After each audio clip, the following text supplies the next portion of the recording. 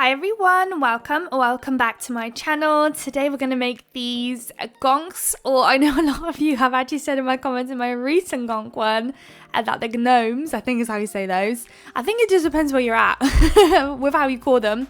But we're going to make one of those with also some maple leaf inspired autumn nails, which are going to be so cutesy. I showed you guys a couple of the colours that we're going to use at the start, or from Madam Glam. I do have my discount code in the description if anyone's interested in shopping, and that will save you guys some money if you use the code or the link. So right now we're going to use this really gorgeous orange. It's really pretty, but it had a weird smell to it. I don't know what was up with that one. I haven't used it in a long time, so maybe, I don't know, but it worked really well, so I don't think it's gone off or anything. Anyways, we are going to apply that colour on all those nails, which is so unusual. It's really rare that I actually use one colour across all nails. I'm usually doing some sort of ombres or mix and match in those colours, but today, nope, all of them are the same. And of course, we're going straight in with the stamping. We've got quite a lot of stamping going on, so I fast-tracked that pretty quickly, to be honest. I mean, is there that many stamping? Not really, actually. Not really. But usually we're not really at the stamping stage that quickly into the video, but today we are. So I'm using 2 different plates, as you saw there. There will be a third plate. So I'm almost kind of picking one thing out of those first 2, and then this third plate is from What's Up Beauty, and we're going to use some of their leafy designs. But at this stage, I am just going to colour in the little gonk that I've got going on here. I'm using this burnt orange looking stamping polish. So on camera it looks pretty red, but in reality it's this very like dark orange. So I'm just colouring in whatever I kind of want to. So I've coloured in the flower and the pumpkin. We are going to use some white as well, which I'm going to do now. So I'm going to colour in the top of the hat, the bottom part of the hat. We're going to do the beard as well with the white. And it was a little bit hard to distinguish what part is what on this little gonk. I was a bit confused. So I coloured in what I could, or what I thought I should colour in. And then the rest of it, I've got this very lighty orange from Born Pretty, this one. So I'm going to use that. The burnt orange is from Moe London. And then the black was from Born Pretty. So once I've coloured that in, I'm going to leave it to chillax. Wait for that to dry. You do not want to be stamping when it's still like super wet and soggy, because it will just smudge everywhere.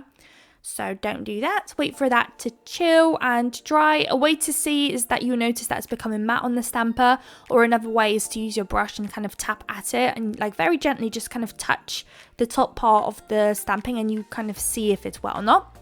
When it's ready, you'll be able to stamp. I think first thing I do is I stamp down the wording down first. So we're going to stamp down the wording says Season of Thanks, which I thought was really cute. So here it goes. And this is where I noticed that the stamping, the polish didn't leave any tacky layer. Or, I mean, it did. I don't know. That gel polish is just weird. It was very weird. Like, it worked really well, but when it came to stamping, like leaving a tacky layer, it just didn't have it. I don't know. But the colour itself was beautiful. So I had to like pick up the image quickly and then stamp it down. And when I went with that little gonk, it just would not transfer. I was missing the hat. So if you're ever in that situation, what I did was apply the base coat that left a tacky layer, and then stamp the remainder of that hat down. So you will see a little fragment where I tried to stamp it together. So we did end up saving it, because I just didn't want to stamp the, pick up the skeleton of the gonk and then colour it in again, and I just didn't want to waste time and product to do with that. So I had to just SOS try that method out, and it worked really well. Now we're going to use the dark orangey brown, and we're going to do a French tip look. And here I'm just perfecting the smile line. Then we're going to colour it in. So we're going to have one French tip look. The other 2 nails that we're about to work on are going to be identical but mirror flipped. So if one nail, let's say, has a line going to the right, the other nail is going to have a line going to the left. I quite like that look. So basically with this set, I try to get myself inspired through my old sets. So usually with me, I like to go on Instagram, Pinterest, probably where everybody goes, to kind of find inspiration, ideas of what kind of things to do. And I thought also occasionally, I've done this in the past to be honest, but occasionally I like to get inspired by my own sets that I've done. But for example, if I've done one in the summer, I'd like to get inspired with the summer set to then make it like a winter version. So this is one of those. So I don't know if you guys remember, but I did this Powerpuff Girl, purple Powerpuff Girl look, and it was very similar to what we're doing today, but I did it in an autumn way. So in my other purple design, I've got the Powerpuff Girl in the center, but for today we've got a little Gonk with some seasonal colors, and we've got some maple leaf, and we've got this cute little like diagonal lines in a way. So yeah, sometimes if you are ever kind of stuck on your own designs, just take a look at your old set. It really does help. It really does. And since you've already done it once, you know you can do it. It's just switch it up, or find a stamping plate that you can replace that large image that you've done before with another one. Like it's kind of fun, and it's kind of a cool challenge too. I find it quite exciting, and yeah, just a cute little challenge basically. So we've done the first one. Now we're going to do another. Once that's done, I don't do another coat. The brown obviously is on top of a lighter colour, so that was nice. So if you're going to do it, try and do it this way. Otherwise, you might have to do 2 coats. But I could get away with the one, which was really nice, because I just saved a lot of time and efforts and product and everything. And I'm using the brush that I'm using for art to colour it in. The usual, I placed way too much polish on my plates, to be honest. I should have been a bit more conservative with it, a bit more careful. But we're almost done with that. Once all of that goes into the lamp, the very last stage that we've got going on is the stamping.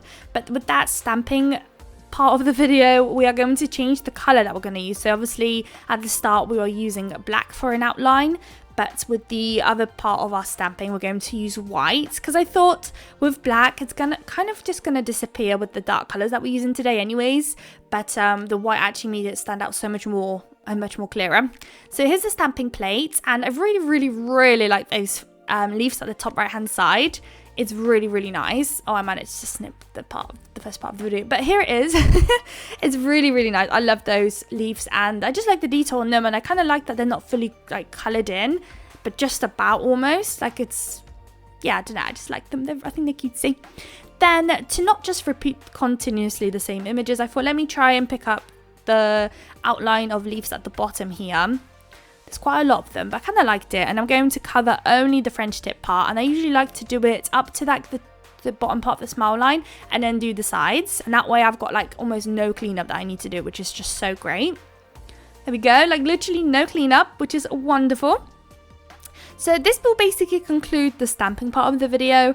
I might, just clean my plate. I use acetone to clean my plates with a lint-free wipe. I just wipe them away, and I'm basically good to go to use it again for next time. I try to upkeep my plates so that they're clean every time, but there are occasions where I forget to clean it, and it might end up back in my drawers, and the next time I need them, I'm like, I didn't clean it. That's frustrating. Here are my maple leaves. So these maple leaves, I've been having such a blast with these.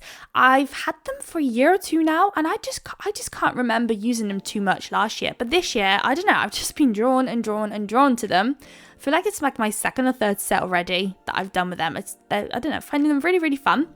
So I'm using them, and I'm going to apply a base coat down, and I'm going to use that as glue, and I'm just going to place a couple of those maple leaves down like so. And of course the other identical nail is going to have the exact same thing happening, and we're going to repeat it. And of course as well, off camera, I will do another coat of the base coat on top, kind of floating it on top just to help with the bumpy lumpiness. Of course these maple leaves are pretty chunky and obviously large, so they will either require quite a lot of layers to eliminate any sort of lumps and bumps, or builder gels, acrylics, all that sort of stuff will really help you kind of get the smooth look, and then you can always file it down too, which is nice. But of course for me it's just design purposes. I'm only showing you guys a design that you can recreate or get inspired with, so there's no need for me to be worried too much about them sticking out. If anything, I only really have to worry about the final look, so that it looks pretty on the pictures.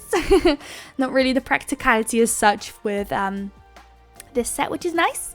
So at this stage I'm applying a matte top coat, but we're not quite finished with the design. We're quite close, but we're not finished just yet. We do have some glitter that we're going to have to sprinkle on, and we also have a tiny little bit of crystals going on. So today's set is in 2 Wild. So using the same orange as before, I'm going to, you don't have to actually, you could use a different color, to be honest. It might even be better if you do use a different color, because it might be easier to see because the background color is the same color as I'm using on the gel polish. But You kind of want to create yourself like almost like a border, like a frame around your image that you've stamped down. And then don't cure it. In the wet layer of the gel polish, we're going to sprinkle on some glitter. So in my prototype that I showed you guys at the start, I used this kind of, I wouldn't say it's rose gold, like a champagne gold glitter, and it was awfully close to this orange kind of glitter when you sprinkled it on, and I just needed something to stand out a bit more than that. So I decided to switch out the color of the glitter. I'm going a bit more for an orange look than like a cool tone gold look. So I'm probably fetching it as we speak. I've disappeared off camera. There we go. I'm back in. I'm just going to open up the cap, and here is the orange. So it's definitely different to the background color. Definitely. So I'm just sprinkling it on, tap away any excess as much as you can, and then pop it into the lamp for a double cure. Once it comes out, make sure to just give it a nice little scrub with a brush or something just to get rid of any excess glitter. And that nail is all good to go. Last but not least, I'm just going to place 3 AB crystals on that smile line, and that's all we're doing with crystals. It's been a while since I've done a set with so little crystals, but that's all we're doing. That will go into the lamp for a quick cure. And here are the final results. I hope you guys liked the video. If you did, please don't forget to like, comment and subscribe, and I'll love to see you all in my next video. Bye guys.